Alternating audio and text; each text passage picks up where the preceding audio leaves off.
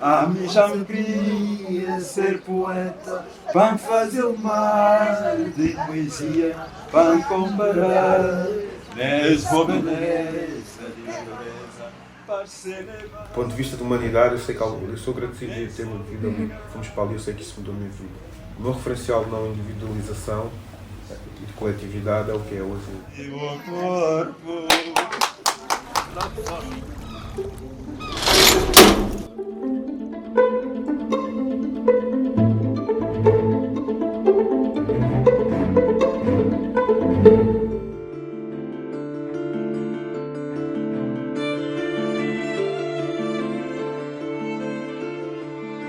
Esta é a história de um lugar em ruínas, dentro de um outro lugar que parou no tempo há 50 anos.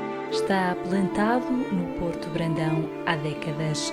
Falamos do velho Lazareto e Asilo 28 de Maio, o espelho do abandono da paisagem desta localidade de Almada, um longo edifício onde já viveram milhares, onde já se ouviu o eco de doentes com febre amarela, crianças desfavorecidas, freiras, imigrantes e uma discoteca que amenizou a saudade de um outro continente deixado para trás. Esta é fim de 80 e início de 90 e nós começamos eu comecei mesmo a levar o rap a sério ali.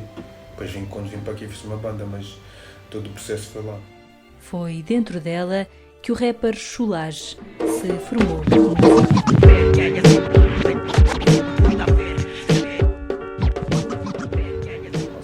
Meus pais eram aqueles crioulos de São Bento, depois quando o pessoal começou a morar em quartos, como moravam todos os crioulos, os pais foram para Cacém, depois o senhorio teve que ficar com a casa e então foi quando nós fomos para o asilo, porque nós já costumávamos ir ao asilo visitar a minha madrinha e vários amigos dos meus pais que moravam já lá. A maneira de estar no asilo era como estar em Cabo Verde.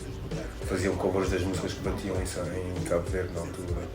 Então eles tocavam desde Tulipa Negra, a Tubarões, aos Apolos, a tudo.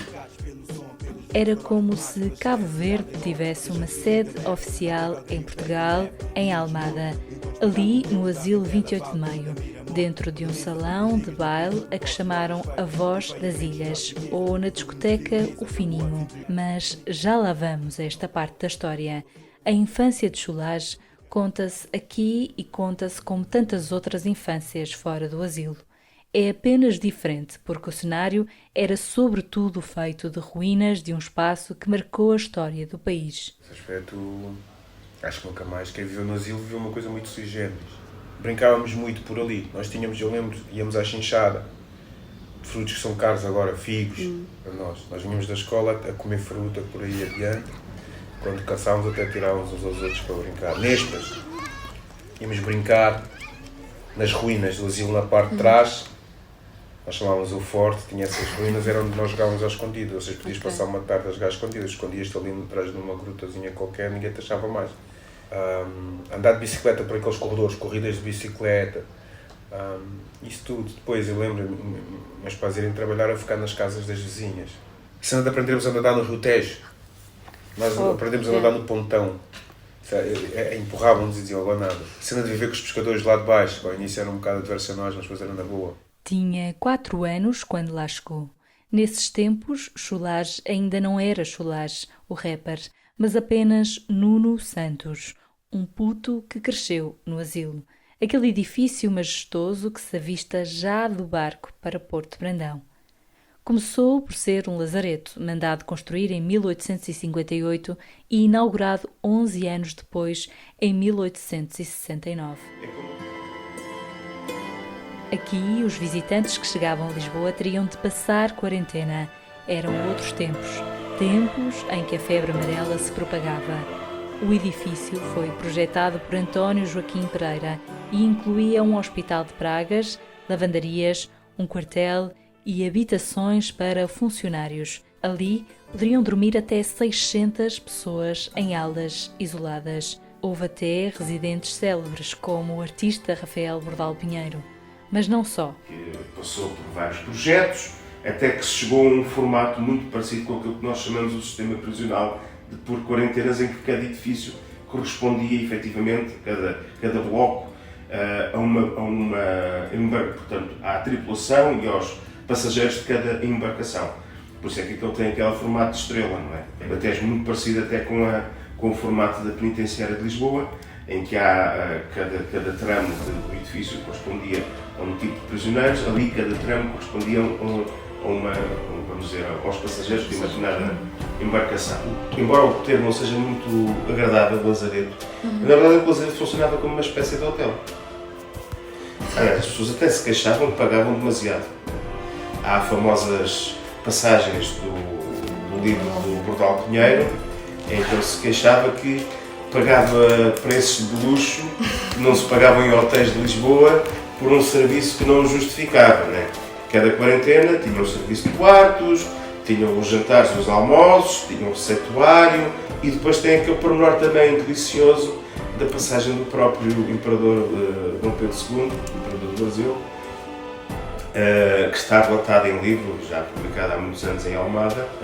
Uma altura em que ele veio fazer uma grande visita à Europa e a primeira passagem foi precisamente por Lisboa. Na altura era o rei Dom Luís, e que ele se ofereceu portanto, ao Imperador, que ele não precisava de fazer a quarentena, os 15 dias do lazareto, mas que o Imperador, num assomo de humildade, dizia que não, que ele ia ter o mesmo destino que os seus companheiros de viagem e, portanto, da mesma maneira que os tripulantes e os outros passageiros do navio onde ele vinha tinham que fazer a quarentena do lazareto, e ele irá fazer essa mesma quarentena.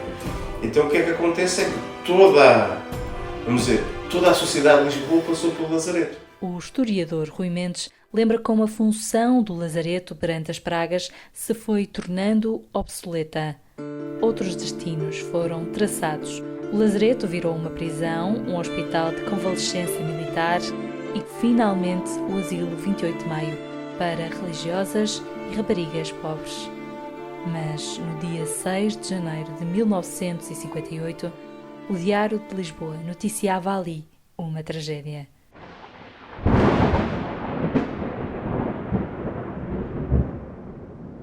Uma grande inundação, caiu uma parte do teto, aliás que ainda se consegue ver numa das aulas que está lá, e morreram 2 crianças, e na altura fechou-se o asilo 28 de Maio.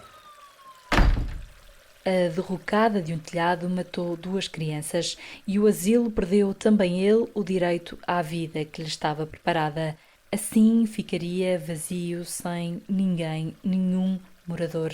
Até 1963, quando temporais no Porto Brandão fariam com que 40 famílias desalojadas lá ficassem a viver temporariamente.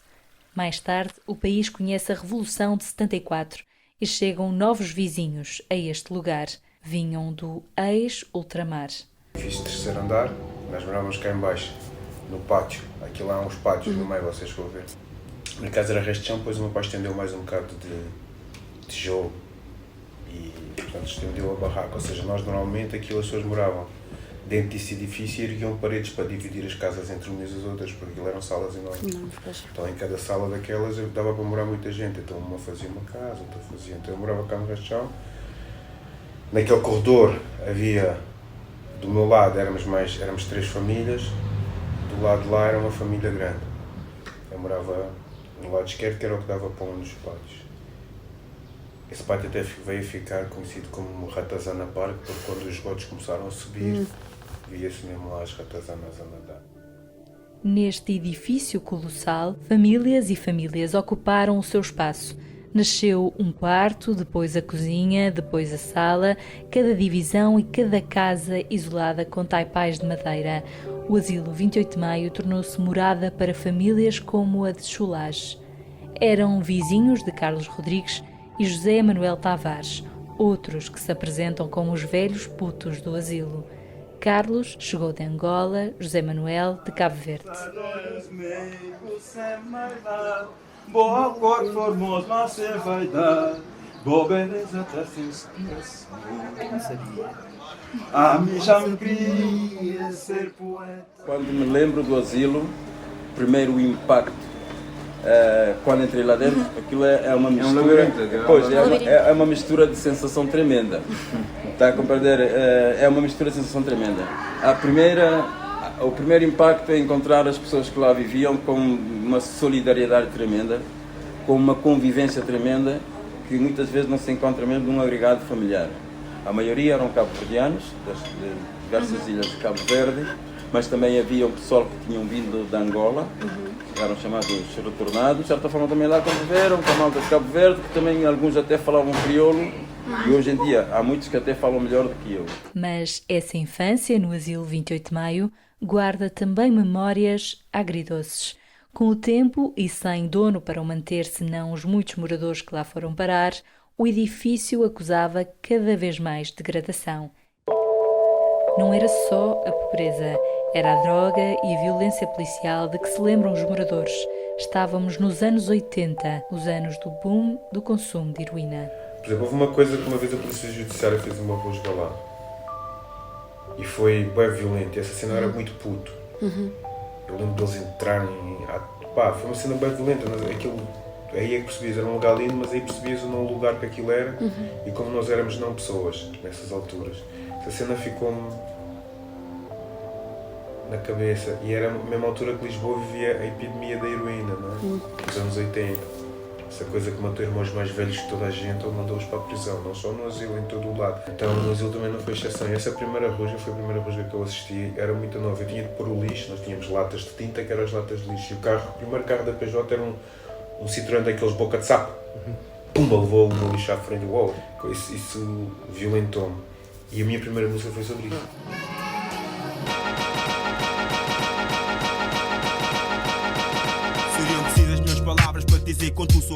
A família de Isabel Grilo já vinha com o fantasma da droga nas costas quando chegou ao asilo. Nasceu em Angola, esteve no Algarve, depois em Almada, no asilo, mora hoje nos Açores. Tinha 18 anos quando encontrou casa nestas ruínas de Porto Brandão. Muito tráfico. Portanto, também iam muitas pessoas de fora lá. À noite era complicado. Eu estudava à noite e confesso que tinha um bocadinho de medo de andar ali de noite sozinha. Tanto que muitas vezes o meu pai ia esperar por mim na paragem do autocarro. Muita prostituição também. As condições eram péssimas, não é? Os esgotos eram a céu aberto, não havia eletricidade nos corredores. E não estou a romantizar, há muita coisa má, do ponto de vista de saneamento era má. Minha mãe teve saído dali porque mérito disso, você continua aí, morre, você tem as ratazanas, as esgoto, tudo à beira de casa. Mas, do ponto de vista de vivência, imagino, nós vivíamos com as portas, tínhamos a porta aberta, as pessoas chegavam, entravam, como em Cabo Verde. A degradação e a falta de saneamento básico acabariam por levar a família do rapper a sair do asilo. Também José Manuel sairia dali procurando a cura para a sua dependência. Um asilo que não muitos anos mais tarde se esvaziaria de vida novamente. Mais uma tragédia pôs fim a 2 vidas e a população é realojada num bairro, no Monte da Caparica, em 1996. Um bairro onde muitos dos problemas do asilo parecem ter migrado com os moradores. Chamaram-lhe Bairro do Asilo. Depois vi para um prédio, foi bem bonito. Prédio, casas pequenas, não ter sítio para correr. Os espaços não são feitos só da sua estrutura de betão, os espaços também são feitos da sua estrutura humana, da sua estrutura social, não é? Havia todo um espaço, todo um horizonte, toda uma